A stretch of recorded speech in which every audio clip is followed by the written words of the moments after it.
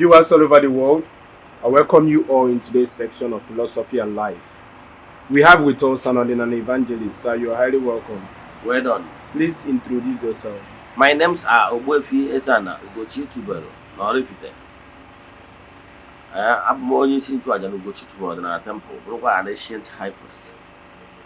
Broka is only seen to an restoration evangelical mission, Bronian Basso. So you can call me a priest or an evangelist. I will answer. My mission is to help people live better life. Thank you. You're welcome once again. Before we proceed with today's questions, is there anything else you wish to say to our viewers?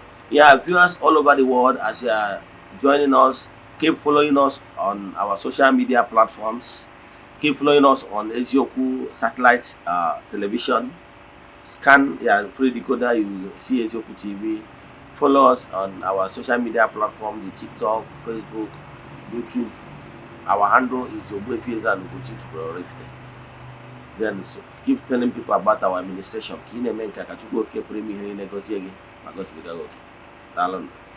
The first question. In Ordinana, the ancestors are deeply respected. How do you explain to people that honoring ancestors is not the same as worshipping the dead? Thank you. Yes, I would like to use this opportunity to explain some certain things that normally confuse people. Ancestors is our relatives that passed on. Our fathers, our mothers, our grandfathers, our grandparents, they are our ancestors. Yes. However, not all our ancestors are the saints. Not all our ancestors are the saints. Likewise, all our ancestors are worthy ancestors. That is otherwise known as Ndichie. Before mmadụ ọbụla abanye n'otu ndị ichie, ọ ga-abụ worthy ancestor. Ndị ụka kpọrọ the saints. And the ones mmadụ mature to the level of becoming a worthy ancestor, the person will stop to reincarnate. Okay. Reincarnation is born out of repeating class. You are given opportunity to be here on earth. You are not perfect. You have not perfected yourself. Yes, so you will be given another opportunity to come and get things done right. That is why you reincarnate. Reincarnation is out of mercy of Chukwu Okepere. Now, we pray to our dead relatives. Praying to our dead relatives is not bad on our own. It's not evil on our own. However, praying to your dead relatives, if the person is not in a place where the person will be able to save you or help you, your prayers is as good as nothing. Because somebody can nagi, mobon nagi, or no good mother. No need to go to a cover. No, as I go over, Nana more. Akajie at that particular time, or will not help you. Yes. Mana obro na nagi. No kwadimma. Then that is where we can intercede. Maka na onu ruru n'okwu. Mana obro na ndị nna anyị ha niile ndị bichara ndụ na mmụọ nọ na position na ha nwere ike intercede for us. So when we are talking about Ndichie, what do you see in Ndichie? We are talking about worthy ancestors. Because the highest point any human spirit can achieve here on earth is perfection. Once he perfect, he become worthy ancestorhood. And it's a decision-making body. You belong to an entity called the sense, Ndichie. Entity, Ndichie. About you all hang about so that they decide what happened. Also, you go and do all you know. If you to Oceabona na no one mother, they can see why. Now, earthly governance is prototype of what is happening in the spiritual realm. Eto Esibiana na mother, and when down a quite do good or handed these and also Ndichie. To according to more. mana nke ụwa bụrụ na ọgụ nwachi aka gị mere itie ya gaa the process mee ya, mana nke mmụọ bụrụ na mmụọ ga-eji aka gị confide on you that what the ancestors do. However, for the fact that we are not God to judge, we remember all our departed, all our ancestors, now calling upon them to help us. Akpọcha ndị ma ịkpọzi ha onye akpọ onye akpọ ibie, then ndị nọzi na ọnọdụ ịlụwu ọrụ ndị aka ejiro ga-respond, ndị aka jikwa a na-azakwa ụgba. So I will encourage you, each and every one of us, to ịgbọkụ ndị nna anyị ha ndị nwụrụ anwụ ọ bụrụ ihe ọjọọ. Mana onye akpọchie onye respond no amara nọ n'ọrụ. So ọ bụrụ because we are calling upon them, but we are not worshiping them. We are just referencing on them, recognizing them as our parents. Thank you. Some people say that Ordinana promotes fear because of taboos and sacrifices.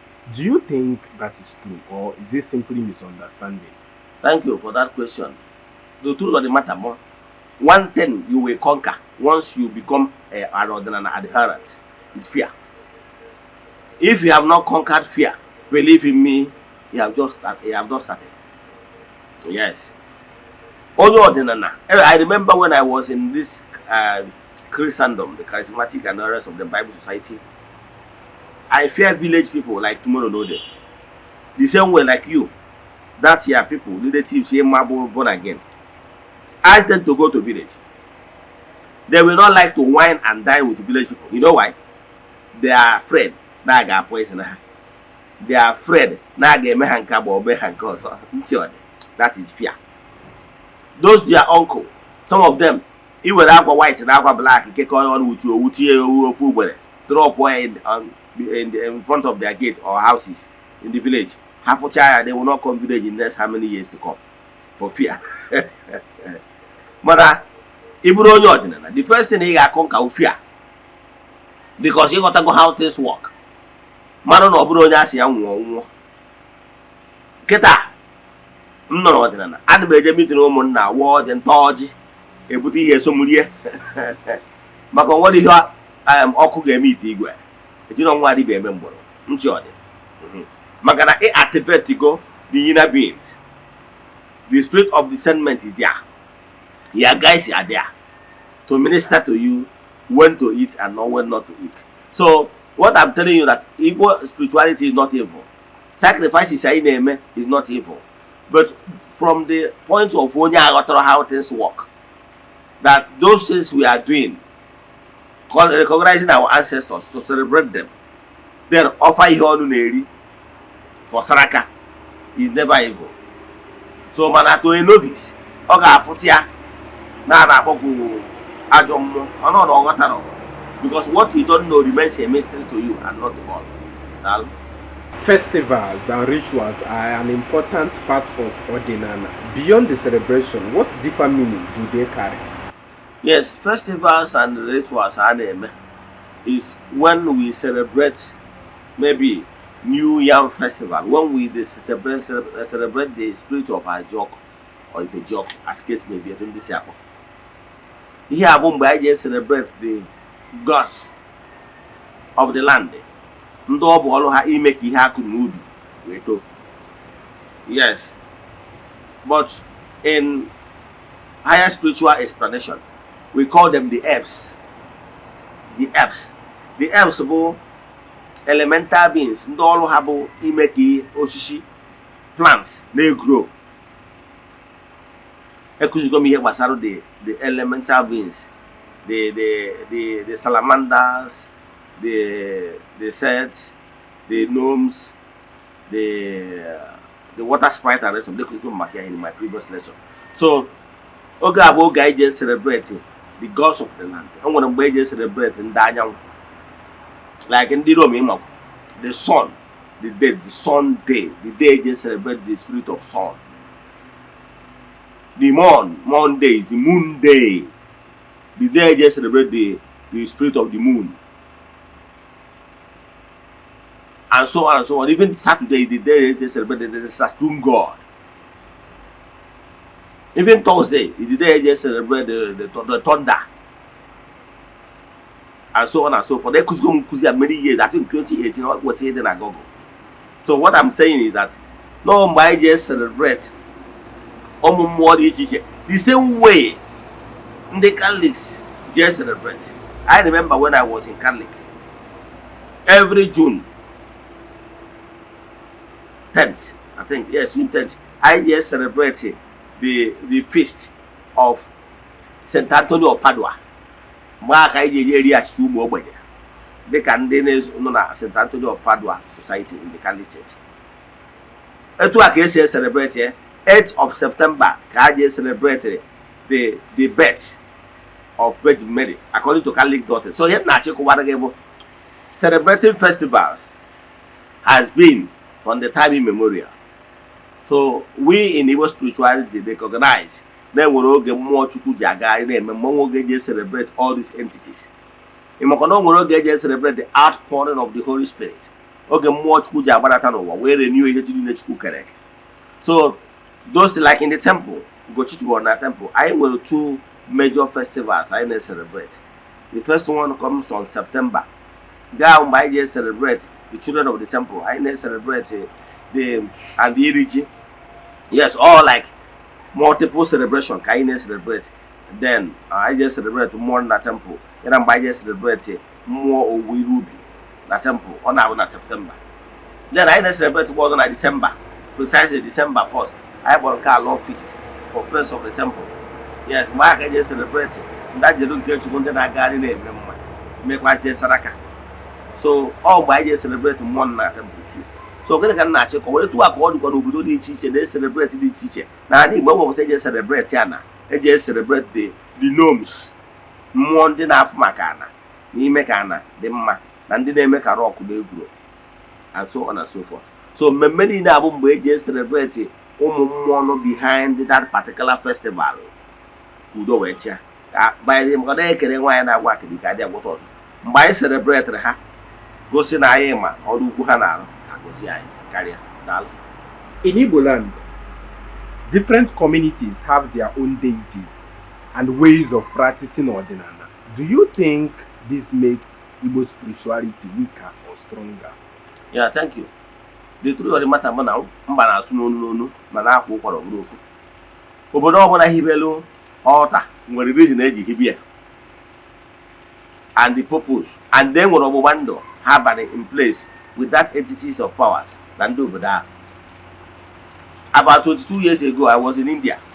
I visited so many places, including northern India.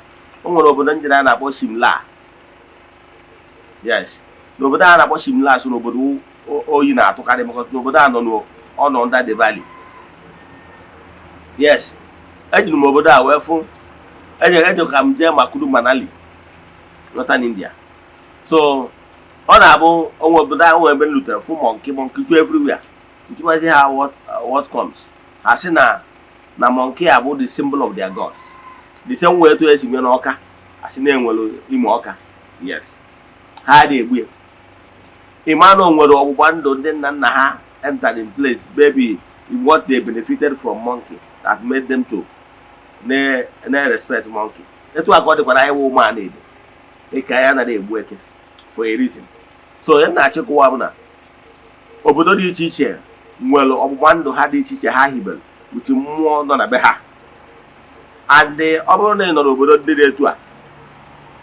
Whether be what be Arabia. Keep what that also. Come on Oboda. Gare Futagasi onye ilo. Kama, ni be adeben so, do Oboda again, make a model Oboda, go see. All you can do now so Ibojasi. If you go to the Rome, behave like Romans. So Obodo Niger. No so na etu esi we hibe mmụọ di be ha. Nwere reason. Yes. E nwere reason nwe nsọ.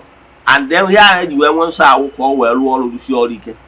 So n'obodo ọbụla mmadụ nọ na ya, e nwere usoro okpukpere dị iche iche. Ọ bụrụ so na ana Igbo, ọ dịkwa etu ada mba ụwa dị iche iche. Dịka nsi wee were ndị amaghị atụ. Ndị ọbụla nwere ihe a na-asọ, maka na ihe ndị na-asọ ka ndị na-eri. Mana adụ mma atụ onye ọbụla bụ idu mmadụ ka esi eme na ana be nna gị. Si etu a mebie ka gị na mmụọ dị be nna gị wee dịrị n'udo ka ha wee kwudoro gị ide ude ma pụtakwasị. Alright, because of our time, this will be the last question for today's program. Can someone outside Igbo land, for example, a Yoruba, Hausa, or even a Westerner, practice Ordinana Igbo sincerely, or is it strictly reserved for Igbo people? Yeah, thank you for that question. Nke mbụ na Ikechukwu juru mba niile, and Ikechukwu bụ ofu. Spirituality is one. That is why ị ga-afụ onye nọ na Nigeria ọ na-practice or belong to so many temples all over the world. Yes. Enwere ndị bụ ndị Igbo mana ha bụ an adherent to so many religious sects and groups all over the world ma ya chịkwawa ha. Ịghọtara ya? So ndị a niile belong to so many religious sects. Ihe dị mkpa bụ na ha emegidere chi nke ala be ha. Mmadụ na-enwe dual, etu esi bịa na Nigeria na-enwe dual citizenship. O nwere onye na Nigeria mana ọkwa American citizen. Yes. Etu a ka esi wee nwee dual. O nwere ndị enwe ha na-akpọ bilocation. O nwere ndị nwere gift of bilocation. They can be at two different places at the same time. So all the possible na mmadụ ga-anọ na dị connected to anabe nna ya, dịkwa connected to mmụọ ala ndị ọzọ. Ihe a depend n'ihe imewu. So ihe na-ekwu bụ na onye bụ onye Igbo, etu a mbụ onye Igbo, I can pray for any other person, human being here on earth, kwubi okwu n'isi ọbịa na mmezu n'ike Chukwu. So etu a ka ọ dị n'okpere niile dị n'elu ụwa. As long as na onye ahụ kwenyere na dịka onye nchụaja and the higher priest that I will intercede on his behalf ọbịa na mmezu. Once o kwenyere na okwukwe ya na ike Chukwu oge pụrụ ime ihe niile, nkwubi okwu n'isi ya ọ ga-adị ile n'ike Chukwu, maka na ọ n'ike Chukwu ka ihe niile na-eme. So onye agbata na onye tribe ọbụla nwere ike igosi onye ọbụla. Enwere ndị Igbo bụ ndị akpọrọ ọlụ, mana ndị Yoruba na-abịa na ụlọ ụka ha na-agosikwa ha na-enwetakwa testimonies. So mgbe akọrọ akụkọ gbasara onye eze onye amị ahụ adịrọ wee jee na river Bethsaida wee jee saa ahụ, ọkwa gwọrọ ya mana ọ bụrụ onye Juu. So ya na-achịkọwara gị bụ na onye ọbụla bụ mmadụ na-eku ume nwere ike ịnata ikikere, nata favor site na mmụọ nọ n'obodo ọzọ, sitekwazie na usoro ndị ọzọ si efe ofufe. Ihe dị mkpa bụ na ya nwa na onwe ya ekwenyere wee subject ya onwe ya sị ka ọta dị etu agọzie ya. Once you are convinced na onye akwụbiere gị okwu na ọ ga-adịrị gị ile, your race or tribe does not count again. Maka na ọ mmụọ na-asụ ude n'ime mmadụ. Ka m gwa gị, ụmụ mmụọ nwere their own language of sound and light. So anyị bụ mmadụ all because of our earthly divisions, languages anyị nwere, ka anyị ji wee na-ekwu okwu, ka anyị wee ike na communicate between our own people. That does not mean na mmụọ Chukwu nọ n'ime anyị abụrụ ofu. Mmụọ Chukwu na-anụ language nọ n'ụwa, maka na language bụ so creation of intellect. Ọ ya pụtara language a na-amụ ya, and the human being will ability to speak 7 languages. So language a na-amụ ya because of the work of intellect. Mana isu ude nke mmụọ bụ ofu all over the world. So ụmụ mmụọ na-anụ ude niile a na-asụ. So whatever ọ bụla ị na-ekwu n'ọnụ as prayer, mmụọ nọ n'ime gị ga na-interpret into form and sound and light. That pass ya to mmụọ.